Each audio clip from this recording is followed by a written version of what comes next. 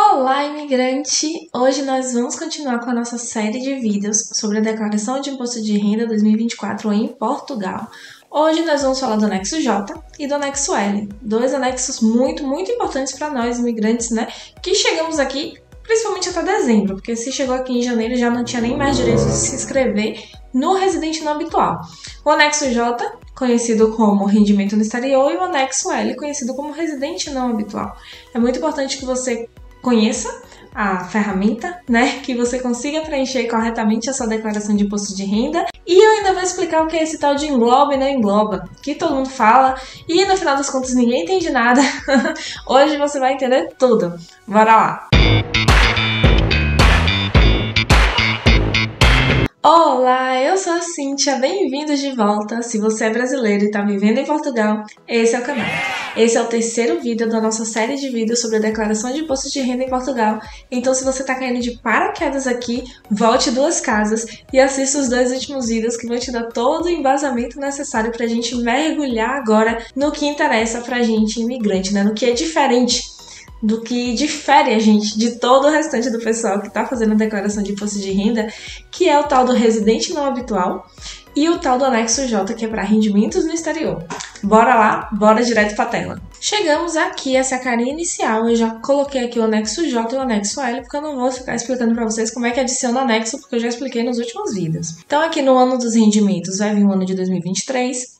Aqui na identificação do sujeito passivo, deveria vir somente a identificação, né? Sua e o sujeito passivo B, se existir. Então a gente chega aqui em nacionalidades e a gente vê esse monte de coisa igual, né? Se você abrir qualquer um dos três aqui, vai estar exatamente igual, com exatamente os mesmos países. E aí você diz, meu Deus! Mas se você assistiu o primeiro vídeo, você vai lembrar que eu descrevi bem direitinho como é que funciona a ajuda aqui do sistema. Então a gente tem essas ajudas aqui, olha só, que tem o facilitador e o ajuda por temas. E aqui a gente tem essa interrogaçãozinha, que eu acho que neste caso aqui é o mais interessante. Basicamente, nessa interrogaçãozinha, que aqui nesse cantinho você pode diminuir ou aumentar, tá vendo? Para ler mais fácil. Ela tá dizendo que esses quadradinhos aqui se referem cada um a um quadro desses aqui da lateral.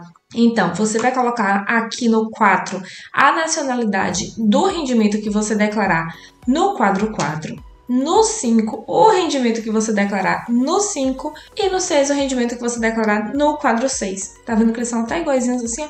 Rendimento de trabalho, rendimento de pensão e rendimento empresarial. São esses três rendimentos que você vai pôr aqui nesse quadro de nacionalidades.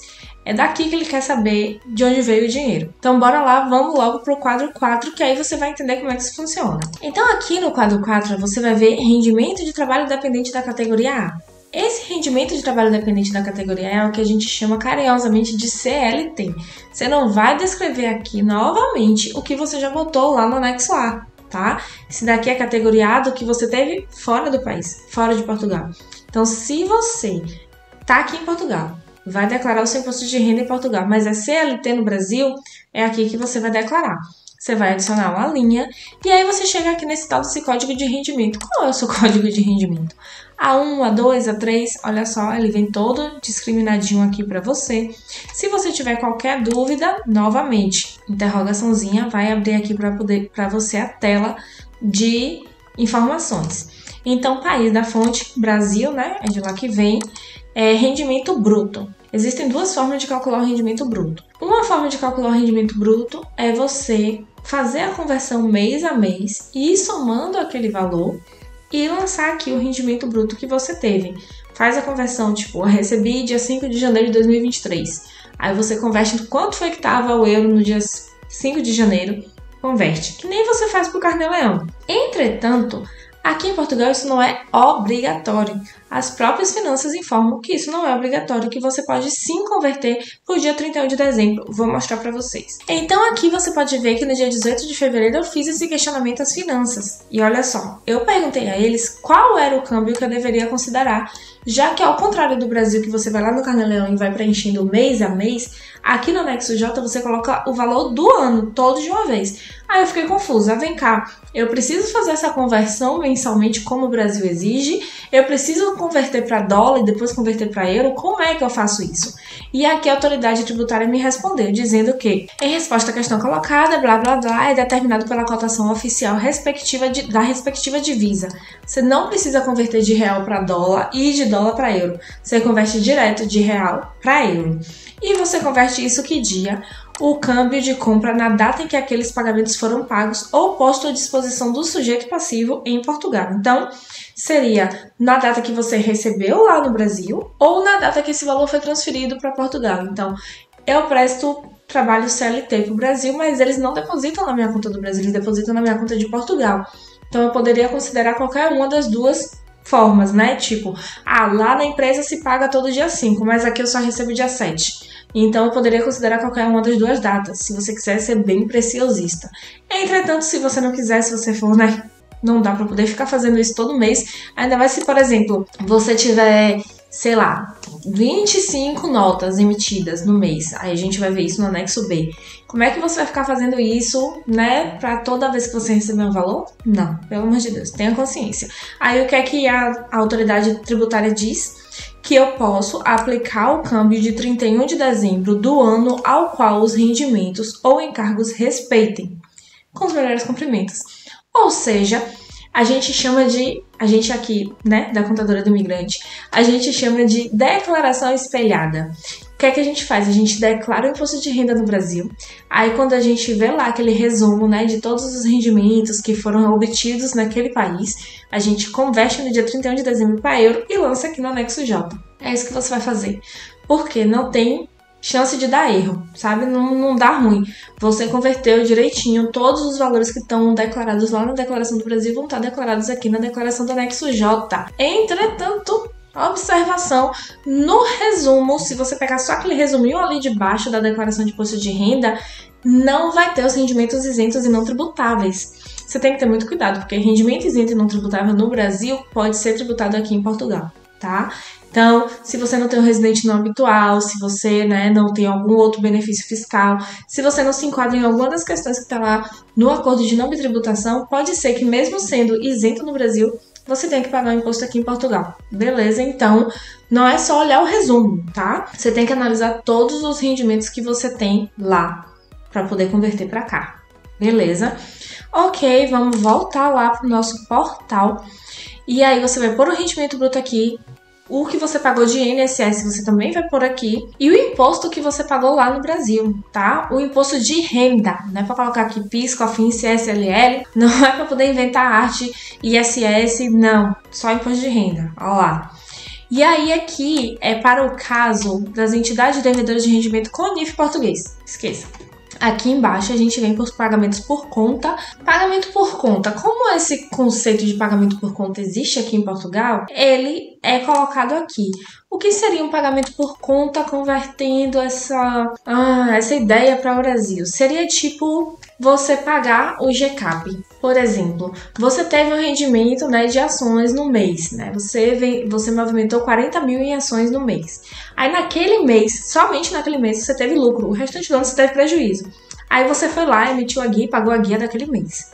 Beleza, você pagou por conta. Porque você nem sabe se aquele imposto realmente é devido. Porque pode ser que depois que pegar e fazer toda a declaração do ano inteiro, compensar todos os prejuízos, você tem imposto a receber e não a pagar. Mas você já pagou por conta, né? O que acontece naquele mês tem que ser pago naquele mês. Então, seria tipo isso, o pagamento por conta aqui. E aqui a gente vem para o quadro C, que são as informações complementares para a categoria A. Enquanto que, veja só, você vai ver aqui, ó, país da entidade pagadora de novo. Aí você vai dizer qual o problema dessa declaração, né? Eu já informei isso lá em cima. Só que aqui é o país da fonte, aqui é o país onde o serviço foi prestado efetivamente. E aqui é o país da entidade pagadora. Então, você foi contratado por uma empresa do Brasil para trabalhar em Uganda. O país da fonte é o país onde o serviço está sendo prestado, Uganda. O país da entidade pagadora é Brasil.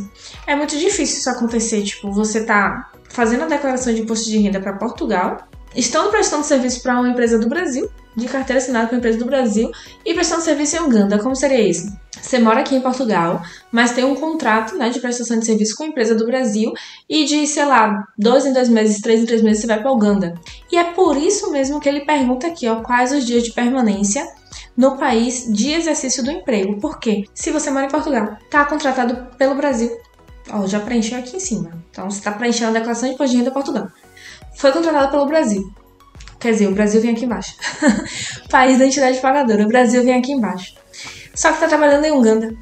Aí ele quer saber o dia de permanência no país de exercício do emprego. Quantos dias você ficou em Uganda? Não é nem no Brasil que ele quer saber lá em Uganda. Menos ou igual a 183 dias ou mais do que 183 dias. E aqui, se for trabalho fronteiriço, Espanha, né, que acontece muito. Aqui a gente tá na fronteira mesmo, aqui com a Galícia. Então, acontece muito de português e trabalhar na Espanha, enfim. Então, regime fiscal aplicável a ex-residente, eu já até falei sobre isso, né, no outro anexo. Mas se você foi residente em Portugal, ou se você vivia em Portugal, deixou de ser residente, voltou a ser residente, é aqui que vai preencher.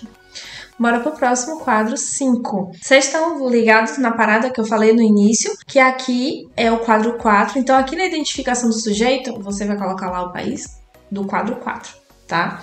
Aqui, rendimento de pensões categoria H. Exatamente o mesmo raciocínio. Código do rendimento, país da fonte, rendimento bruto. Daqui em diante é só repetição do mesmo raciocínio. Pagamento por conta e informação complementar para a categoria H. Opta pelo englobamento dos rendimentos? Lá vem. Começou a aparecer aqui essa pergunta do englobamento. Vamos chegar lá. E aí aqui o quadro 6. Rendimentos empresariais e profissionais categoria B. Então, se você emite notas fiscais em outro país, você presta serviço de desenvolvimento de sistemas para a Suíça. Lá você emite notas fiscais, você tem o seu NIF lá, CPF, sei lá. Lá você emite notas fiscais, você tem atividade aberta lá. Esses rendimentos precisam ser declarados aqui, na categoria B de rendimento no exterior. O que é que isso prova? Que todos os seus rendimentos no exterior precisam ser declarados na sua declaração de imposto de renda. E não é só isso, tá? Se você tiver contas bancárias em outros países, também precisa preencher o anexo J, mesmo que você não tenha rendimentos. Tem contas bancárias com saldos em outros países, anexo J também, igualzinho ao Brasil. Vai lá, bens e direitos e coloca o saldo nas contas que você tem em outros países, aqui também, mesma coisa. Então, aqui segue o mesmo raciocínio do anexo A. Código do rendimento, país da fonte, estabelecimento estável, rendimento, contribuição do regime, né, do INSS, imposto pago no exterior. Aí você vem aqui para as informações complementares, olha só, dias de permanência no país da prestação de serviço, igualzinho. E se dos rendimentos declarados no quadro 6A existem montantes que respeitem a herança indivisa, indique na linha 601 e 650. Se você ainda não sabe o que é essa tal dessa herança indivisa, você vai voltar numa casa que no último vídeo eu expliquei o que é direitinho para você entender. Não precisa entender muito não, mas só para você, né, não ficar boiando aqui. Então, rendimentos prediais, né, rendimentos prediais da categoria F. E aqui, gente, chegamos no quadro 8. Rendimentos de capitais da categoria E. Esse quadro deixa a gente um pouquinho nervoso. A gente fica assim, não declaro, tem que declarar, tá? É aqui que você vai declarar os seus dividendos. Aqui no código do rendimento, olha só, royalties e assistência técnica, e ele ainda divide dividendos ou lucros com retenção em Portugal, dividendos ou lucros sem retenção em Portugal. É o tal do dividendos que você traz do Brasil, né? Você tem uma empresa no Brasil, você tem lá os seus lindos dividendos não tributados e é aqui que você joga eles. Rendimentos de valores mobiliários, juros, com retenção em Portugal, aí rendimentos abrangidos pela diretiva de poupança e assim vai, ó, criptoativos, rendimentos de capitais, criptoativos, exatamente o mesmo raciocínio do Brasil, rendimentos de capitais também. Rendimentos de capitais com origem em país, território ou região com regime fiscal claramente mais favorável. Olha só, esse conceito você já conhece. Você que me segue aqui, você já sabe. Regime mais favorável, exatamente, paraísos fiscais. Aí você tem que dizer aqui que se trata de tributação em país com regime mais favorável. Lá no Brasil, Em alguns casos, uma tributação que é de 15% para regime normal, para países normais, se torna 25% para regime com tributação mais favorável. Então, cuidado aí. E aí, opta pelo englobamento desses rendimentos? Eu acho que chegou o momento da gente explicar esse tal de englobamento. Bora entender isso? Então, gente, optar ou não pelo englobamento? Eis a questão. Tudo vai depender de qual a faixa, qual o escalão, né, que eles chamam aqui, que você se encontra no imposto de renda. Então, depois de juntar seus rendimentos, tal, você vai ver qual é o escalão onde você tá e você vai ver se é mais favorável ou menos favorável optar pelo englobamento ou não, a depender de cada situação, porque existem muitas situações nas quais você vai optar ou não pelo englobamento. Então, vamos para o primeiro exemplo, que é o exemplo de dividendos, exemplos de investimentos nos quais aqui em Portugal você paga 28%. Não tem tabela progressiva, regressiva, não tem tabela nenhuma. É 28% e acabou a conversa. Trouxe seus dividendos para cá, 28%. Aí ele pergunta, engloba ou não engloba? Porque o que acontece? Se você paga o imposto de renda aqui, se você está no escalão abaixo de quem paga 28%, faz sentido você englobar, porque ele vai pegar esse dividendo que foi tributado a 28% e vai jogar para baixo, porque você vai englobar tudo ali e ele vai cair, certo? Para o seu escalão normal, se o seu escalão for menor do que 28%. Agora, se o seu escalão é maior do que 28%, o seu escalão é 32%, aí você vai englobar. Se você englobar, ele sobe. Entendeu? Se você está englobando, você está juntando tudo. Então, ele vai pegar esse dividendo que estava sendo tributado a 28% e vai juntar lá no escalão do seu imposto de renda e tributar tudo a 32%. Então, você precisa saber qual é o escalão no qual você se encontra para saber se você engloba, né? Porque se for para cima, para mais, você não engloba. Você deixa lá seus dividendos sendo tributados a 28% e o restante é 32%. Lindo, maravilhoso. Se você tá aqui abaixo, né, sei lá, 17%, você vai englobar, porque aí você vai conseguir pagar menos imposto sobre os seus dividendos. Então, essa é a questão do engloba e do não engloba. Não tem nada a ver com ser declaração conjunta, ser declaração simples, ser declaração... Não tem nada a ver. Só tem a ver mesmo com essa questão da tributação. Essa questão do engloba e não engloba também aparece no anexo L. Mas primeiro, vamos ver aqui, vamos terminar aqui os quadros, né?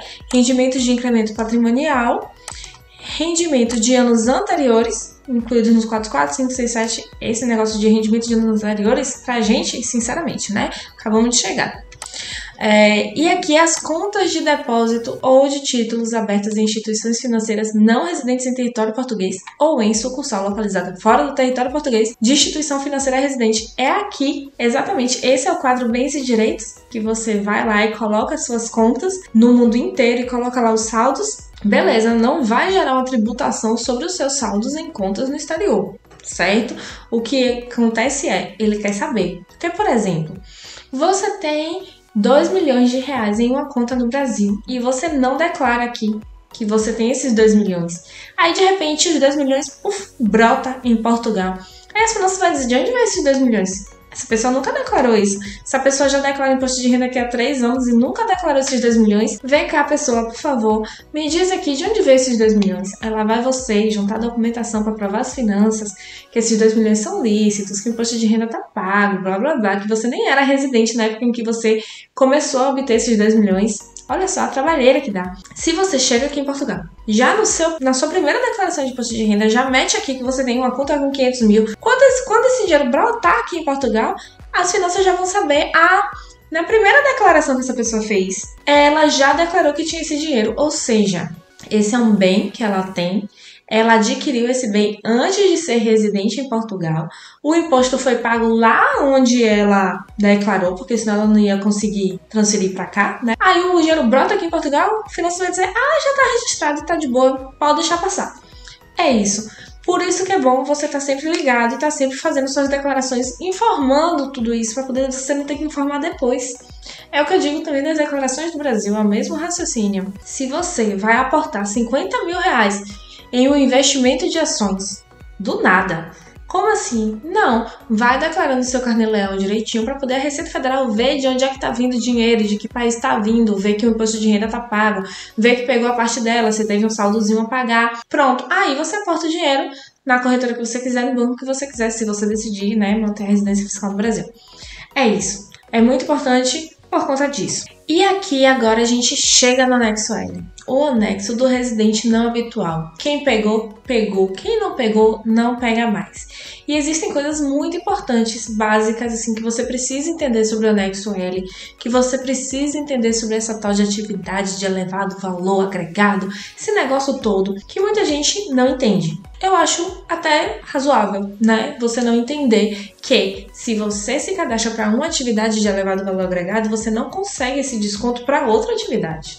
Bora entender isso. Então a gente começa aqui no ano dos rendimentos, né, que já vai estar preenchido. E na identificação do sujeito, aqui embaixo você vai ver aqui, ó, atividade de elevado valor acrescentado. Se exerce uma atividade de elevado valor acrescentado, indique se obteve o Estatuto do Residente Não Habitual até 31 de dezembro de 2019. Então, assim, o que é que ele quer dizer com isso? Se você exerce a atividade. Você chega aqui, eu atendi uma querida aqui essa semana. Ela chegou aqui e se inscreveu no Residente Não Habitual. Ela é engenheira e ela se inscreveu no Residente Não Habitual. Legal. Aí, ela foi abrir atividade nas finanças. Quando você vai ver lá os códigos de atividade, nenhum se refere à engenharia, gente. Ela é professora, ela é tatuadora, ela é body piercing. Entretanto, nenhuma daquelas atividades é a atividade na qual ela se cadastrou para fazer o residente não habitual, ou seja, não tem direito. A atividade que ela exerce aqui não tem nenhum direito, não pode adquirir nenhum benefício do residente não habitual. Ele não é só ligado ao seu NIF, ele é ligado ao seu NIF e à atividade que você exerce. Se não tem um dos dois, não tem residente não habitual. E aí aqui ele pergunta se você se cadastrou nesse residente não habitual antes de 2019. Sim ou não? Provavelmente não, né? E aí vamos para a próxima. Rendimento obtido no território nacional. De categoria A, se foi de elevado valor agregado, né? Se você está pagando um valor mais alto do que 20% de imposto de renda, você vai colocar aqui que é uma atividade, né, de categoria A, do rendimento lá que você se cadastrou para residente não habitual, e você vai ter o seu imposto de renda bloqueado nos 20%. Mesma coisa, categoria B, regime simplificado ou contabilidade organizada e rendimentos imputados. Tudo isso aqui é relacionado. Vem cá, você presta atividade ao qual você disse que ia prestar, que é de elevado valor agregado? Sim, não, talvez. É aqui que você vai dizer. Se sim, você vai colocar aqui. O sistema vai dizer, né, se você tentar, se você não conseguir, se você fazer errado, o sistema vai dizer que aquele código de atividade não se adequa ao tipo, né, aqui ó, código de atividade não se adequa ao tipo ao qual tem direito ao residente não habitual. Aqui, rendimentos obtidos no estrangeiro, no anexo J. Então, se você tem o residente não habitual, você também tem benefícios sobre os seus rendimentos obtidos no estrangeiro. Por exemplo, as mais-valias. Se você, no Brasil, vendeu um imóvel, né, que é o único imóvel da família, até 440 mil, você é isento. Aí, se você é isento lá, tecnicamente, você teria que pagar aqui, né? Porque o acordo de não tributação funciona assim. Não paga aí, paga aqui. Se pagou aí, paga só a diferença aqui. Entretanto, o residente não habitual te dá o benefício de não pagar imposto de renda sobre mais-valia pelos próximos 10 anos. Então, é aqui que vai aparecer todas essas questões. Aqui, no caso, é sobre o anexo J, sobre a categoria A e B, né? Rendimento, desde que seja de elevado valor acrescentado também lá, tá? Então, assim, categoria A e B, rendimento de elevado valor acrescentado em Portugal que se relacione com a minha nota, né? Com minha atividade aberta aqui em Portugal, não. Para poder ter direito ao anexo L e vincular esse anexo L, né? E vincular o residente não habitual aos seus rendimentos no exterior, os seus rendimentos no exterior também tem que ser de elevado valor agregado. E categoria H e outros rendimentos previstos no CIS dos anos de 2020 e seguintes. E aqui no quadro 6, eu nunca vi tantas vezes se repetir essa questão do englobamento, é por isso que é importante você entender bem essa questão do englobamento, né? Então, para os rendimentos da categoria A, do quadro 4A ou 5A, você pretende a tributação autônoma ou opta pelo englobamento? Mesmo raciocínio, vai para cima ou vai para baixo? Se for para baixo, sim. Se for para cima, não. Para os rendimentos da categoria B, do quadro 4B, 4C, 4D ou 5A, pretende tributação autônoma ou opta por englobamento? E para os rendimentos previstos no número 12 do artigo 6, indicado no quadro 5A, inclui regime transitório, blá blá blá, indique se foi oficialmente residente em território português até 31 de 3 de 2020. Aqui, ó. Se você assinalou o campo 7 sim, você preenche aqui. Se você assinalou o campo 8 não, você vai optar aqui, ó.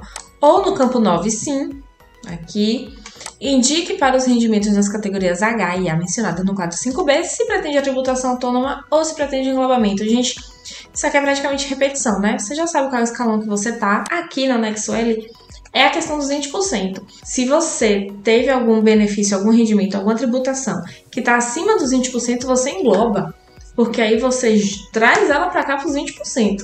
Beleza? Se não, se for 17%, 16%, 8%, sei lá, que seja, menor do que 20%, aí você não engloba, porque aqui no anexo L ele está se referindo à questão do residente não habitual. Lembrando que para qualquer tipo de tributação que você tiver, né, sempre vai valer a mais benéfica para você, né? Se você paga 17% de imposto de renda, você não vai se beneficiar do anexo L. Foi o que eu disse, inclusive, em um vídeo do Refaturas, né? O residente não habitual faz diferença na sua vida? Talvez não. Talvez você nunca alcance passar de 20%. Então, ter um rendimento que tem um imposto de renda maior do que 20% é mais difícil aqui se você tem rendimento do anexo A, né? Rendimento de salário. Rendimento de atividade, de emissão de nota, ok, realmente. Até porque, né, emitiu a fatura, tem que pagar o imposto de renda. Mas aí sim você se beneficia bastante aqui. E aí sim você engloba, né? Se for relacionado à sua atividade, né? De elevado valor acrescentado, não é agregado. Se assinalou o campo 8, não, e assim vai. Se assinalou o campo 10, não, preenche o campo 6 ou 5 ou 6 do quadro 6, C1. Rendimento obtido no estrangeiro, eliminação da dupla tributação internacional. Quem foi que assistiu esse vídeo só esperando por este momento? Levanta a mão. Rendimento obtido no estrangeiro, eliminação da dupla tributação internacional, anos 2019 e anteriores, e regime transitório, que é dos anos 2020 e seguinte, ou seja, tudo, né? Relativamente aos rendimentos oferidos de categoria A, tributação no estrangeiro, categoria B, respeitantes atividades de elevado valor acrescentado que possam ser tributadas no estrangeiro. Você tá vendo com tanto de vezes que ele repete isso, você nunca mais vai se confundir, hein? Categoria E, F ou G que possam ser tributadas no estrangeiro e categoria H, tributada no estrangeiro e não obtido no território português. Então, indique o método que pretende, método de isenção ou método de crédito do imposto. Gente, eu fiquei muito na dúvida com relação a isso, assim, como é que eu ia explicar para vocês essa questão do método de isenção e do método do crédito de imposto? Então, o que foi que eu fiz? Eu vim aqui, botei na setinha, na interrogaçãozinha e não entendi. Continuei sem entender, assim, eu não consigo explicar, simplificar pra vocês, é porque eu não entendi direito. E aí quando eu vim aqui na interrogaçãozinha e li, reli, não entendi. Aí o que foi que eu fiz? Uma coisa que vocês também vão fazer muito. Você vem aqui e vai colocar aqui, ó, e balcão. É tanta pergunta que eu faço para as finanças que já tá até aqui no acesso rápido.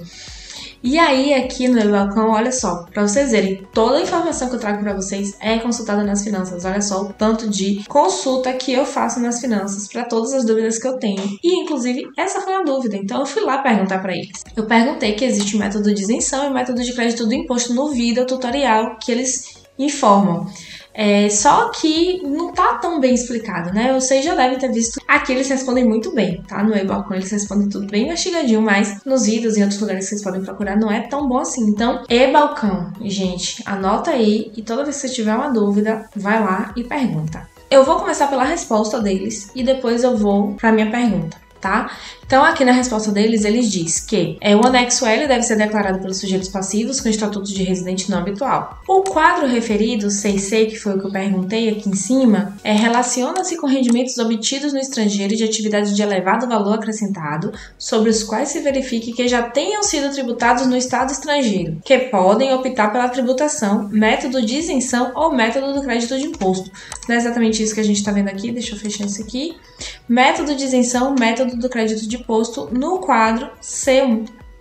Então, no quadro C2 aqui, rendimento obtido no estrangeiro, eliminação nos anos de 2020 e seguintes, né? Ele se referiu a esse daqui, que é a partir do ano de 2020.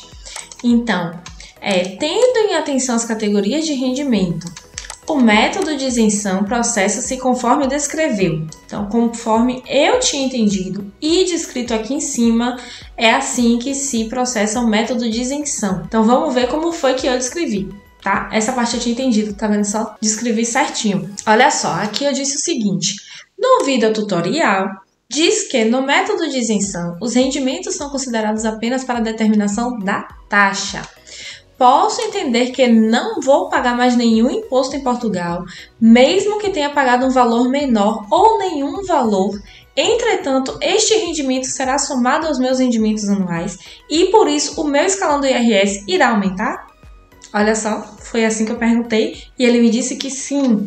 Então, essa situação pode ser mais benéfica ou menos benéfica. Vai ser mais benéfica se, por exemplo, você tem uma empresa de médio porte no Brasil, quando você traz esses rendimentos para cá, para Portugal, mesmo somando com os rendimentos que você tem aqui, o escalão fica menor do que os 28%, né? Porque você está trazendo dividendos que não são tributados no Brasil, é tributado a zeros. Então, se ficar menor do que 28% depois que somar tudo, que seu escalão subir, massa, tá lindo.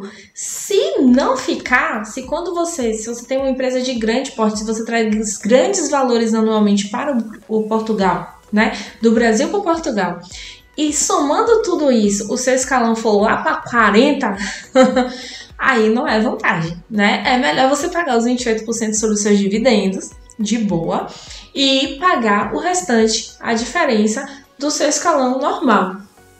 Entendeu como é que funciona o processo?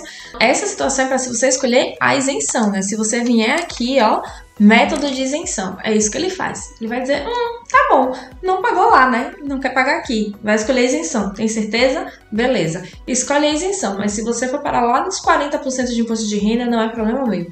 É isso que ele faz. Aí você vem aqui, método de isenção. Faz esse cálculo aí e vê se é vantagem ou não.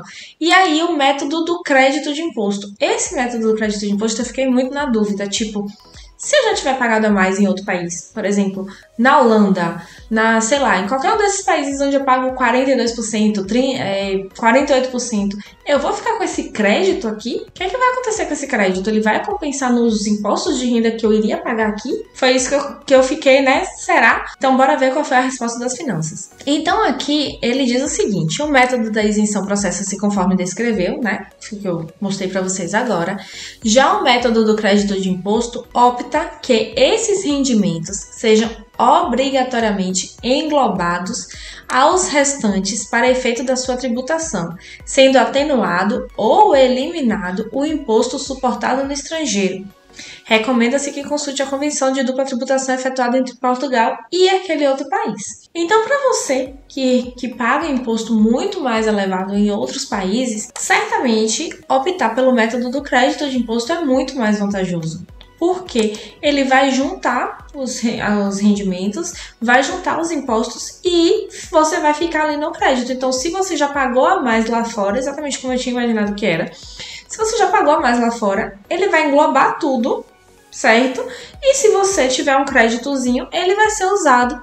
E aqui ele diz que para efeito da sua tributação será atenuado ou eliminado o imposto suportado no estrangeiro, né? Por quê? Porque o imposto que você pagou a mais no estrangeiro vai ser atenuado, ele vai ser utilizado, ele vai ser creditado.